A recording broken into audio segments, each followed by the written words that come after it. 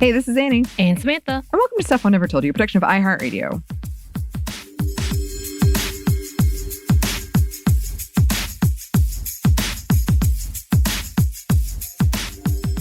And today, before we get into this, content warning for physical and sexual assault and harassment, bullying.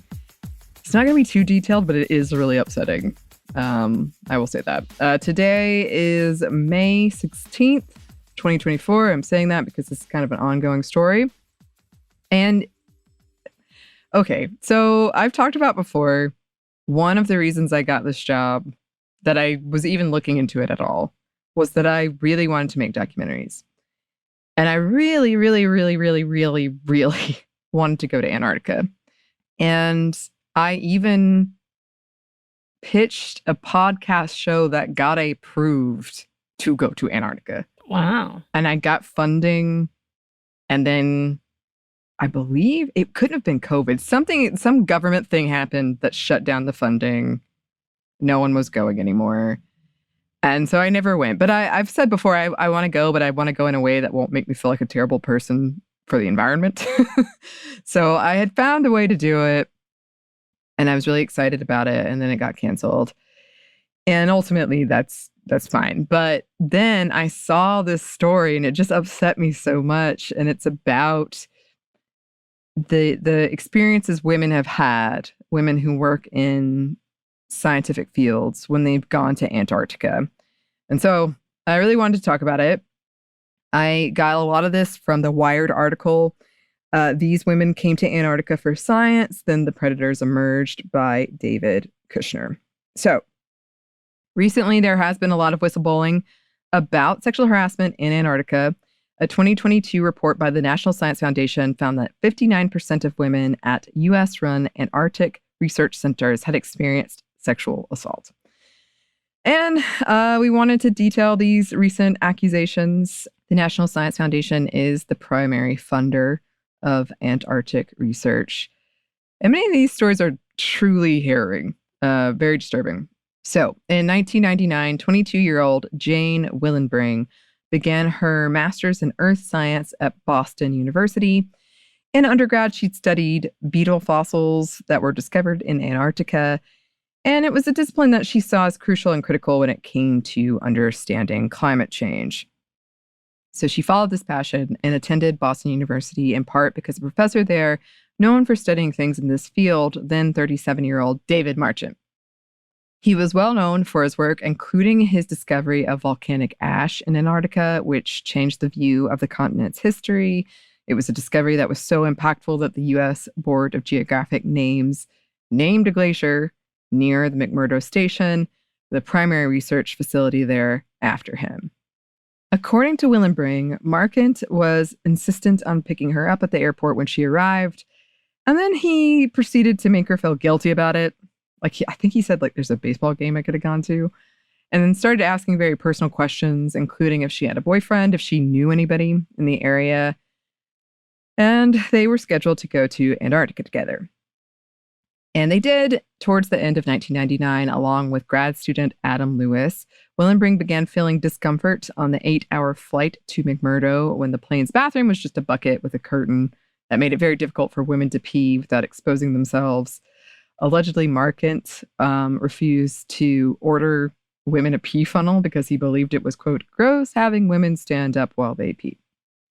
Still, Willenbring was excited to arrive at Antarctica and eager to start collecting samples and get to work.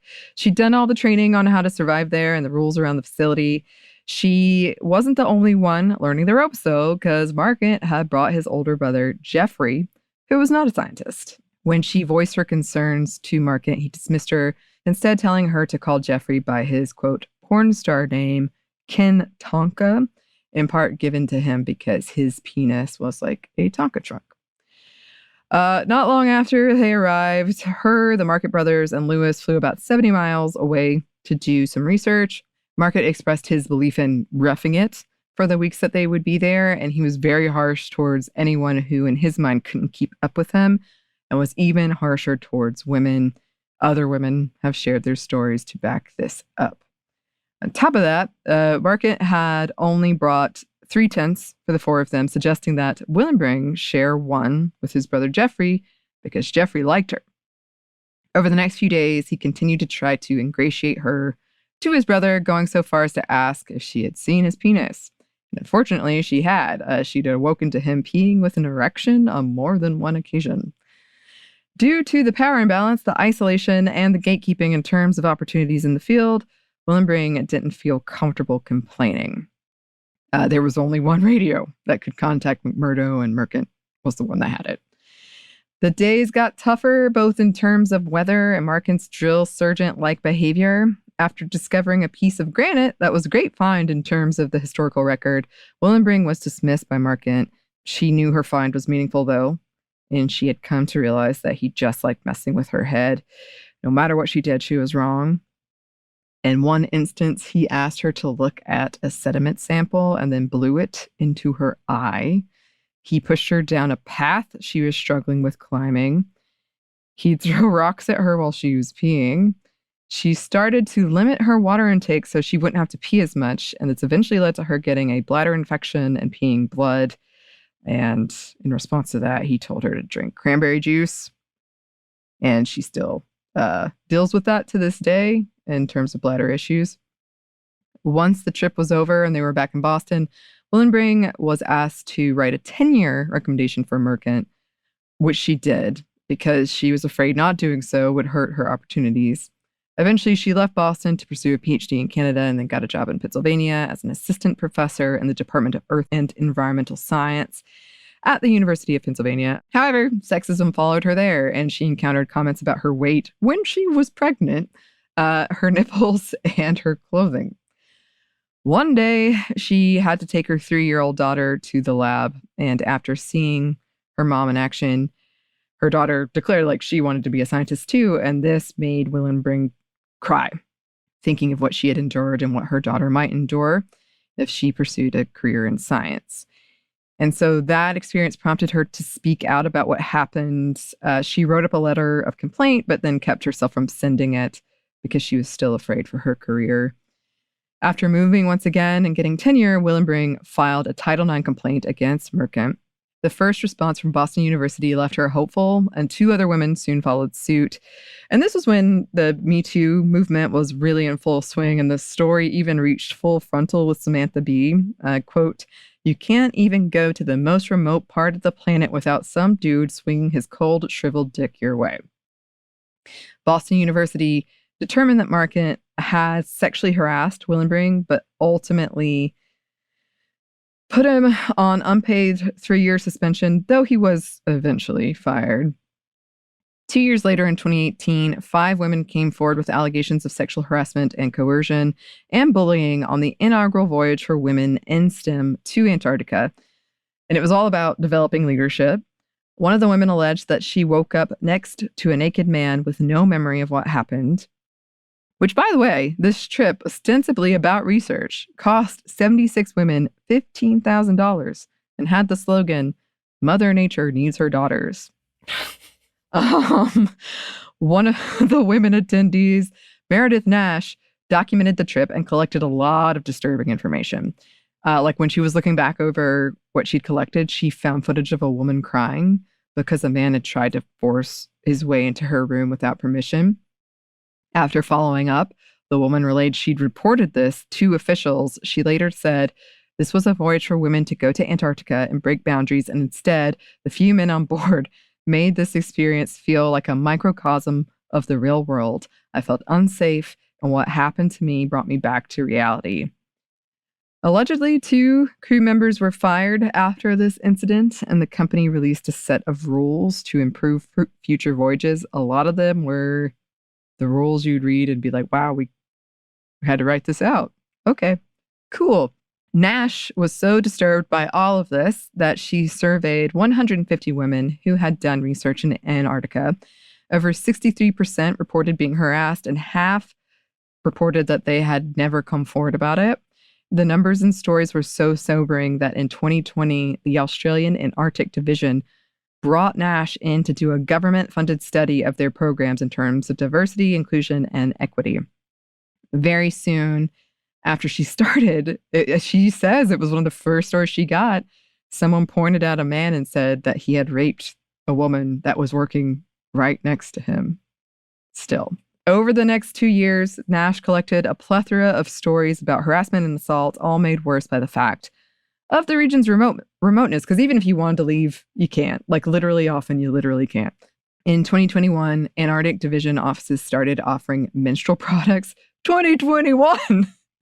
They hired 3 women in higher up positions and, quote, improved training around sexual misconduct. A lot of women have shared stories of reporting men harassing them or assaulting them and being told that, oh, he'll be disciplined, only to have to work with him later. And after reporting being raped, one woman was told, we have concluded that a sexual incident took place that resulted in feelings of humiliation and extreme discomfort for you. After these stories and numbers started coming out, one of the main players claimed that there have been 0 allegations of sexual assault over the previous 5 years, despite numerous testimonies to the contrary. A 2023 survey found that the situation isn't much better, with 1/3 of women reporting witnessing or experiencing bullying or harassment over the past 2 months. Nash has said, quote, the reason why women don't want to talk is because they've been gaslit this whole time, where everyone's saying it didn't happen. I don't want to hear it. I don't believe you.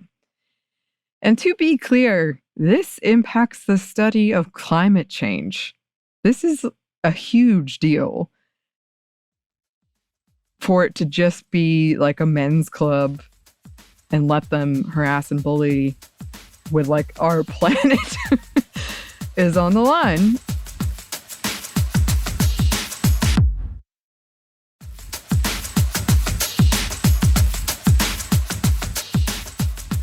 I guess one silver lining, as small as it is, Markin's name was stripped from the glacier that was once named after him. But it's such a small silver lining. Right. I mean, probably for him, though, it was humiliating because that was probably his big thing. And he was like, like this is mine. And then to be stripped of that probably hurt his pride more than anything. Probably worse than jail for him. It's true. I believe Willenbring said he used it as a pickup line almost. He's like, I have a glacier named after me. Oh, gross. So I'm glad that's taken away from him. That's just the most like the fact that something basic, just human decency, is not even thought of in a world where you know what you're doing is significant. Like that. It's how do you grasp that? Knowing that these are things to save things and you're going to have a significant impact. Maybe that's that whole godlike status. Yes. And like territorial thing that you want to discover something. So you're going to take that whatever means possible. And that means demeaning those who you think is the lesser sex, which essentially is what they're saying. And these like, but just why? I think there's a good quote. I can't remember who said it, but it was a reporter who did a story about Elon Musk. And he said, Elon Musk wants to save the world only if he can save it. Yeah, and I think that's like kind of what is happening here. Right.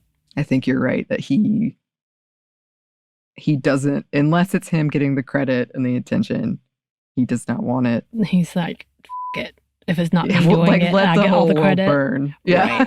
Right.